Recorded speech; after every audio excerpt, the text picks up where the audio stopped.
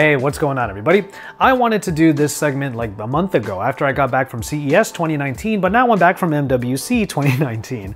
Obviously, things got pretty crazy and I'm still actually catching up on a lot of stuff, but we're back on the grind. I'm actually going to be home for a little while now, so I'm really looking forward to just hunkering down and getting to work. I'm on track to get 100,000 subscribers fairly soon, so I just want to give a quick thank you to all of you who are subscribed to my channel. Thank you so much for sticking around and for being with me on this solo creator journey of mine.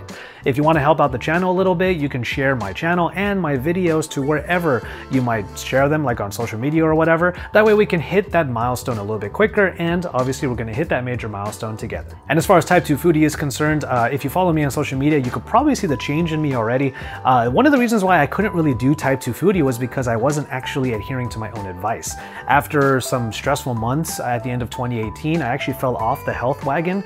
I'll probably talk about it in an upcoming Type 2 Foodie video, maybe next week.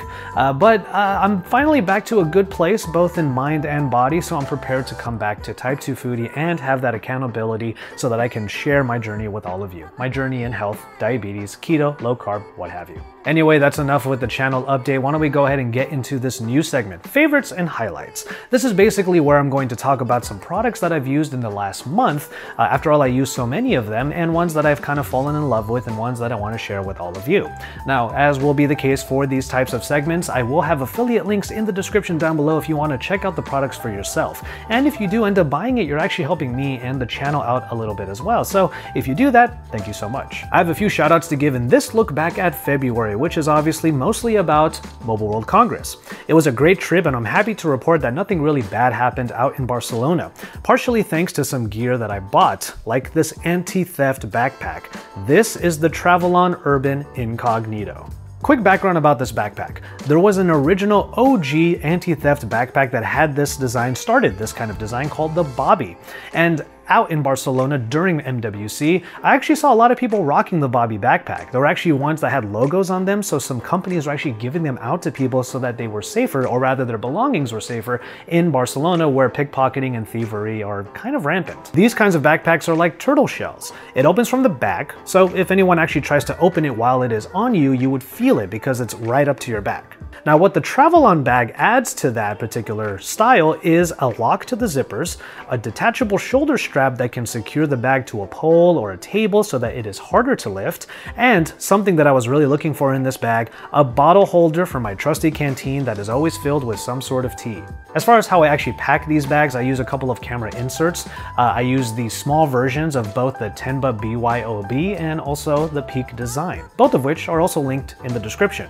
But honestly, I was so happy at the end of the trip because I had that peace of mind that there was nothing for thieves to actually pilfer from the backpack, other than the canteen, of course. But also, the shell has an inner lining that is resistant to slashes, so it's not like anyone could actually cut it open to steal what's inside. Now, in order for you not to rely on that large back opening, there are a couple of small pockets that are on the back panel for easy access, and one of the items that I would leave in those pockets are these. These are the Aimus 05 truly wireless earbuds. Now, quick shout out to Thunder E at Board at Work for putting me onto these earbuds. He actually recently reviewed a version of these earbuds that look identical but are from a different brand, which leads me to a bit of a disclaimer. This is a new example of the kinds of earbuds you would find from a bunch of Chinese brands all at once on Amazon, but the thing is, now we have Bluetooth 5 and better codecs, so even if you were to get one of these seemingly generic earbuds, they're going to sound pretty good and have pretty good connectivity as compared to ones before. The metallic design on both the case and the actual earbuds are attractive, even if the buttons are a bit tough to press. They help with volume control, play pause, and actually trigger voice assistance. They're also fully water resistant, and yes, I have used these in the shower. Both buds can be used independently, which is a top feature for me because I tend to always have something playing in at least one ear in the background while I work. The best part though is that case, and I'm not talking about the cool motto within the lid. In this case is a 2600 mAh battery. For truly wireless earbuds, that's massive. It means that the 6 to 8 hours of battery life in each earbud can be extended to up to 100 more hours. So while there might not be those extra features that you get on things like the Galaxy Buds or even the Jabra Elites, what these earbuds have reminded me are the most important features that I need in truly wireless earbuds. The fact that I can use one at a time, and also the fact that I don't need to charge them much at all. I charged these right before I went to San Francisco for Samsung Unpacked, and then out to Barcelona for MWC, and I haven't had to charge it since. It's been like 2 weeks. And that's what makes these the most reliable, truly wireless earbuds I have in my current stash. They go for about $100 on Amazon, but I got them with those instant coupon deals, so you probably will get lucky and get them for at least a $20 discount if you look right now. And finally, a look at a couple of items that have helped me elevate my laptop setup not only at home, but also abroad in the Barcelona Airbnb. First off, this laptop stand. It doesn't look like much right now, but once you expand it, you have a laptop stand that is easy to travel with, and it's called the Roost. Now, you might be noticing a trend in this video, and it's going to be the case for future videos as well. This is not necessarily a new product. It's not like it came out last month. This has actually been around for quite a while, but it's new to me, and I like it so much that I want to share it with all of you. After all, laptop usage can do a number on your back. You're hunched over, looking down at the screen, especially if the laptop's on your lap. Having a laptop stand like this makes laptop usage so much more ergonomically comfortable. It packs down super easy and can fit in pretty much any type of bag, and when you pull this bottom portion out, it easily becomes a stand, and the laptop slots into these grooves here on the sides. That way it's able to stand up securely at 3 different adjustable heights. Clearly this means that a separate keyboard is needed, and after using a DOS keyboard for a long time, I finally changed it up. Now, I'm so used to typing on laptop keyboards, so I wanted something that was shorter than what most mechanical keyboards provide. Enter the low-profile Havit keyboard, which is actually the most affordable item in today's video.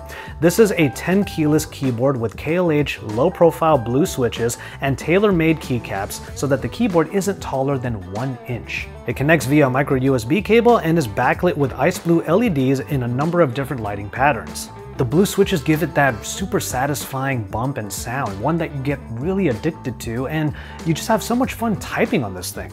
Because the travel distance of my fingers is now much more minimal, and the keyboard is properly responsive, so the Havit is actually one of the best typing experiences I've ever had. And I liked it so much on my laptop that I actually got the full-size keyboard that is RGB backlit and has the number pad for my office computer. So packed together with the Roost laptop stand, I then had a mobile workstation, a battle station if you will, that I was able to easily set up at the Airbnb in Barcelona. So as far as products are concerned, those were my favorites from February 2019, but there is a highlight that I want to give you from Mobile World Congress in Barcelona, Spain.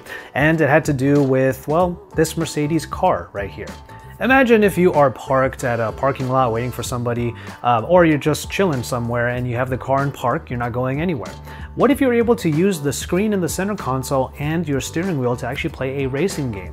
That's exactly what the Daimler booth had over at MWC. This is basically a Mario Kart, or what they called Ario Kart, game playing on the center console, and you can actually control it using the very minimal movement that is available on the steering wheel when the car is in park. I have no idea if this concept is actually going to make it to any cars, but it was super fun to do at MWC. There was so much work to do, so many places to go, so many videos to make, so much content to create, that on the final day of MWC, I made it a point to go to this booth after a few people told me about it, and I had some fun just playing a video game using a car in a racing game.